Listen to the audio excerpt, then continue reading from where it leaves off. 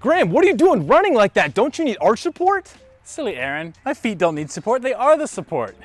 Get up and get down, get up and get down. From an engineering perspective, arch support doesn't make any sense. If you ask an engineer, how do you support a bridge? Well, let's talk about what kind of bridge. If you envisioned a beam bridge, yeah, the middle is the weakest point, so you support it up the middle.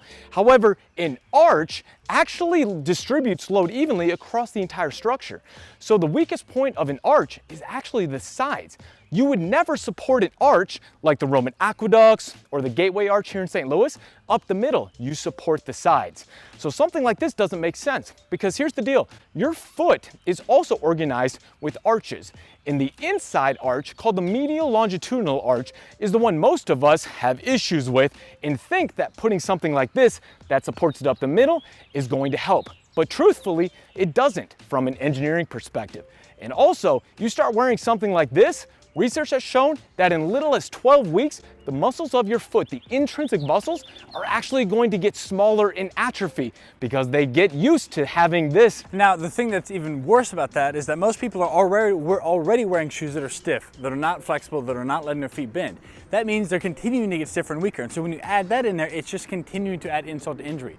And that means that you're going to get to a point where you basically have a cast, and that can only go so far. Because until you completely immobilize the foot, you're going to have some movement. And then once you immobilize the foot, you have no movement and it gets just completely useless. The tissue starts to die, everything gets worse. So to fix this, you want to start to look at a few things. First, if your feet are healthy, you're not in pain, then you can jump to a pretty flexible and non-restrictive shoe, like a Vivo or a Vibram 5 Finger that let the feet bend. You know, throw those other ones away. You want your feet to be able to move and bend so you get those thousands of tiny little micro corrections that your foot is always going to be doing. Then it's also good to get out of your shoes. So let your feet move, let your feet be feet, let them walk, feel the ground. That's really important as well. And there's a number of foot strengthening exercises you could do to get circulation, to get strength, to get tendon resiliency back to the feet. These are all part of getting your feet restored and taking your body back. So the big thing you need to understand, guys, is that something like this helps you support the arch by getting the sides down and allowing your natural arch to strengthen itself. Guys, the big thing to understand is that when we look at the size of your arch, it's not the most important thing. Some people have flatter arches, some people have higher arches. It's not the size of the arch that matters, it's how it functions and can you control it.